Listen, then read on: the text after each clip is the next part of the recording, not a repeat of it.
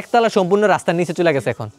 সিঁড়ি ভেঙে এই পোর্স লেভেল বাড়াইতে হয়েছে এই ধরনের সমস্যাগুলো যদি মানে 10-15 বছরের মধ্যে না পড়তে চান তাহলে এই যে বিল্ডিংগুলোর সামনে সিঁড়ি থাকে ঠিক আছে ওই বিল্ডিংগুলোর ফোর্সটা দিতে অনেক সমস্যা হয় দেখা যাচ্ছে যে 7 ফিট 7.5 ফিট মিলাইতেও অনেক একটা ঝামেলা হয়ে যায় দেখা যাচ্ছে যে আপনাকে ডাউন করতে হয় দেখেন এটা হচ্ছে যে আপনার মূল হচ্ছে যে বিল্ডিংয়ের লেভেল বিল্ডিংয়ের ফ্লোর লেভেল ঠিক আছে তো এখান থেকে দেখেন হচ্ছে 1 ফিট ডাউন দিছে এই যে এখানে ধরেন হচ্ছে এই যে এটা হচ্ছে যে 1 ফিট একটা ডাউন তো এখন বিষয়টা হচ্ছে যে 1 ফিট দিলে মোটামুটি যদি হচ্ছে যে আপনার সিঁড়িটা যদি হচ্ছে যে আপনার যে জায়গাটা রাখছেন দেখা যাচ্ছে যে আপনার ম্যাক্সিমাম কিন্তু 6 ফিট উপরে তার মানে 7 ফিট হয় তো এটা কিন্তু আরও বাড়ানো যায় আর এটা কিন্তু আসলে একটা প্রবলেম এখন অনেক ক্ষেত্রে দেখা যায় যেটা হয় মনে করেন আপনার 1 ফিট ডাউন দিচ্ছেন অনেকে এখানে 2 ফিট ডাউন দেয় অনেকে 1.5 ফিটও ডাউন দেয় ঠিক আছে এখন এটা যদি বেশি ডাউন দেন তাহলে এটা কিন্তু উপরে তুলতে হবে অর্থাৎ আপনাদের যে বিল্ডিংয়ের লেভেলটা হবে এটাকে বাড়াই দিতে হবে তো এটা যদি এরকম লেভেলে বাড়াই দেন ফুল লেভেলটা তাহলে এটাকে ডাউন দিতে হবে মানে ডাউন করার একটা টেকনিক হচ্ছে কি আপনাকে কিন্তু আবার অনেক সময় যেটা করে আর কি ভুলটা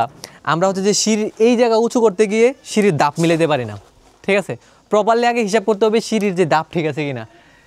আমাদের সিঁড়ি হচ্ছে যে আপনার নর্মালি আমরা যে দাপটা দিই 6 আর হচ্ছে যে আপনার হাইটে দিয়ে হচ্ছে 6 আর হচ্ছে যে প্রস্থ দিয়ে হচ্ছে 10 যেটা হচ্ছে ট্যাড আর রাইজ ঠিক আছে তো এখানে আমরা 10 আর 6 দিই কিন্তু এটার পরে যে জিনিসটা হয় আপনি 6 ফুট মিলানোর পর এখান থেকে নিচের দিকে 2 ফিট ডাউন করবেন ঠিক আছে ওই ডাউন করলে দেখা যায় হচ্ছে যে উঠান লেভেল আবার চলে যায় মানে নিচে বেশি চলে যায় তখন আরেক প্রবলেম তখন যেটা করতে হবে যে এই লেভেলটা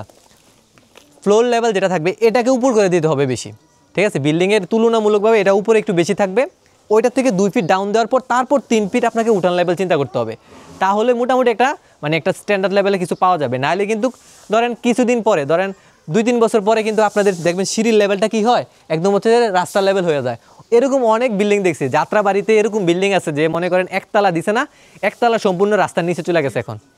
সবগুলা রাস্তা নিচে চলে গেছে এরকম ম্যাক্সিমাম ক্ষেত্রে হয় তো যে এলাকাগুলো নিচু এই এলাকার ক্ষেত্রে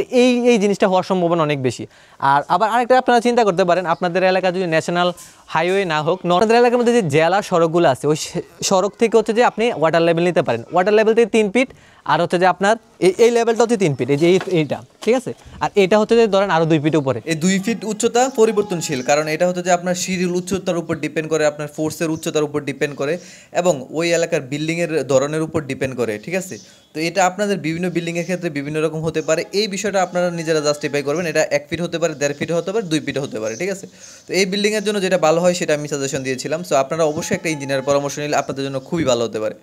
তাহলে 5 ফিট উপরে যদি করেন তাহলে মোটামুটি ধরতে পারেন যে বিল্ডিংয়ের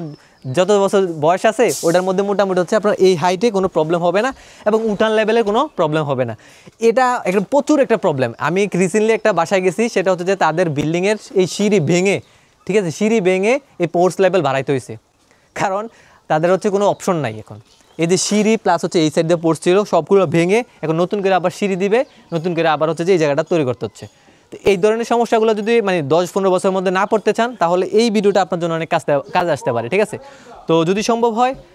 আমার ইনফরমেশনটা শেয়ার করার উদ্দেশ্য হচ্ছে যে আপনারা এখান থেকে দেখে যাতে ভুল না করেন একটু শিখতে পারেন ঠিক আছে আর যদি সম্ভব হয় ভিডিওটা শেয়ার করে দেবেন সব ভালো থাকবেন সুস্থ থাকবেন দেখা হবে পরের ভিডিওতে ইনশাআল্লাহ।